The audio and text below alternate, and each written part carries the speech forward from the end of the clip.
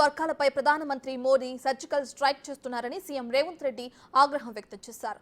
దేశంలో రిజర్వేషన్లు ఎత్తివేసే కుట్ర జరుగుతోందని ఆరోపించారు.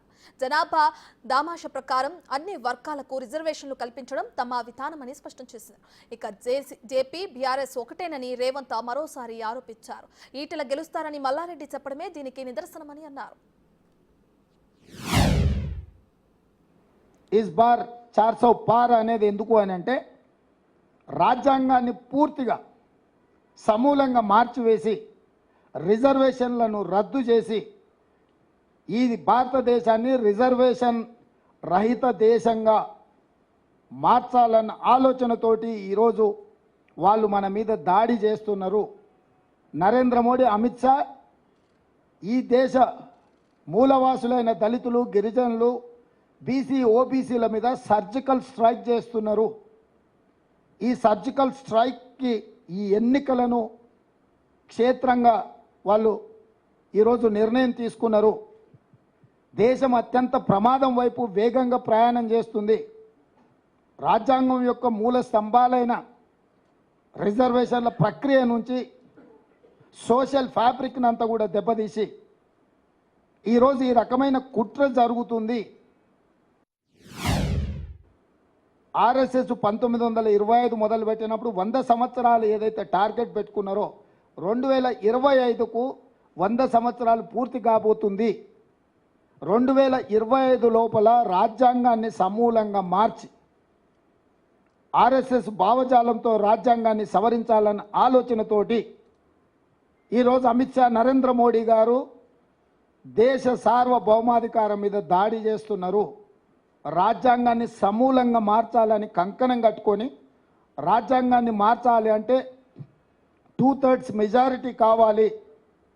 అంటే 3/2 మెజారిటీ వాళ్ళ సొంతంగా ఉంటే ఇక మిగతా ఇతర రాష్ట్రాలలో శాసనసభలో తీర్మానాన్ని బెదిరించైనా ఆమోదింపజేయడానికి అన్ని రకాలుగా ప్రణాళికలు రచించి ఈరోజు ఎన్నికల బరిలో దిగి 400 సీట్లు గెలుస్తాము, 400 సీట్లు కావాలి అంటున్నారు.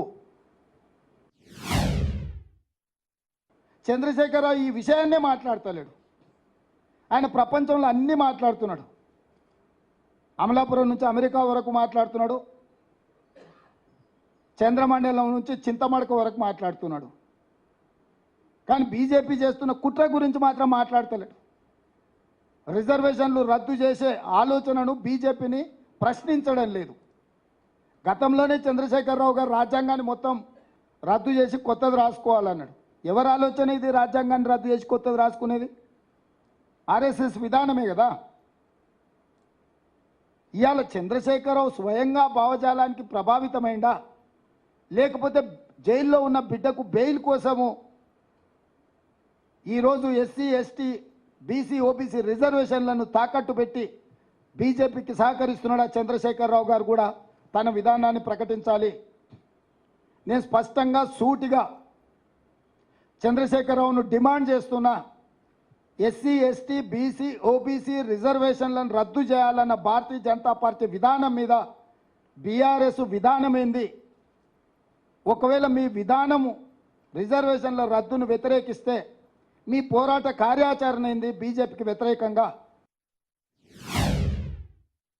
ప్రజలలో తిరిగి కన్యాకుమారి నుంచి కశ్మీర్ వరకు పాదయాత్ర చేసి 150 రోజులు 4000 కిలోమీటర్ల పాదయాత్రలో రాహుల్ గాంధీ గారు ప్రజల నుంచి వచ్చిన డిమాండును, సూచనను దృష్టిలో పెట్టుకొని స్పష్టంగా ఏ రాష్ట్రంలో మా ప్రభుత్వం ఉంటే ఆ రాష్ట్రంలో తప్పకుండా మేము బీసీ జనాభాలను లెక్కించి నిధుల కేటాయింపుల్లో రిజర్వేషన్ల విషయంలో చట్టం చేస్తామని చెప్పిండు. కేంద్రంలో అధికారం వచ్చిన ఎంబడే బీసీ జనాభాను లెక్కించి, ఓబీసీ జనాభాను లెక్కించి 50% పరిమితానికి లోబడిన రిజర్వేషన్లను కూడా తొలగించి 50% పైబడి కూడా బీసీ, ఓబీసీలకు కూడా రిజర్వేషన్లు కల్పించడమే కాకుండా ఎస్సీ, ఎస్టీలు ఎంత జనాభా ఉన్నారో అంత జనాభా ప్రాతిపదికన వాళ్ళకు కూడా రిజర్వేషన్లు ఇస్తాము అని చెప్పి రాహుల్ గాంధీ గారు చెప్పారు.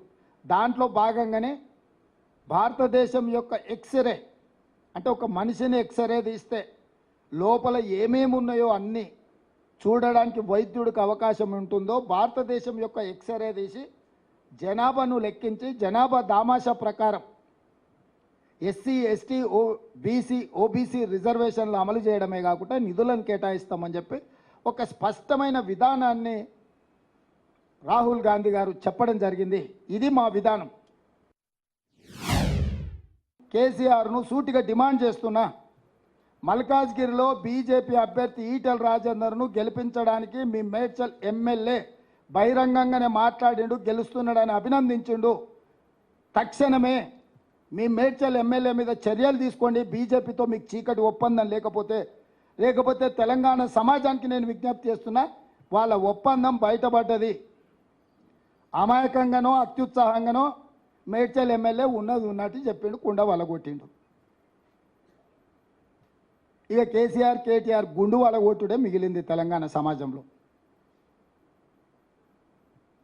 ఇంత స్పష్టంగా ఎన్నికలు దగ్గరకు వస్తుంటే మీ ఎమ్మెల్యే బీజేపీ అభ్యర్థిని నువ్వు గెలుస్తున్నావు అని అభినందించి అల్లై బల్లై చేసుకుంటే షోకాజ్ నోటీస్ కూడా ఇవ్వకుండా, కనీసం వివరణ కూడా అడగకుండా ఆయన బీజేపీని ఓడిస్తా అని రంకెలేస్తున్నాడు. సిద్దిపేటకు ఇంకా మిగతా ఎవరెవరు రాజీనామాలు చేస్తారో ఆ ప్రాంతాలకు పట్టిన శని పీడ విరగడవుతుంది. 15 ఆగస్టు లోపల రుణమాఫీ చేసి తీరుతా. జూబ్లీహిల్స్లో ఉన్న పెద్దమ్మ సాక్షిగా నేను మీకు మాట ఇస్తున్నా. ఒకవేళ ఎవరైనా దీని మీద నమ్మకం లేని మీడియా మిత్రులు కూడా ఎవరైనా రాజీనామా చేస్తామంటే కూడా మంచిదే.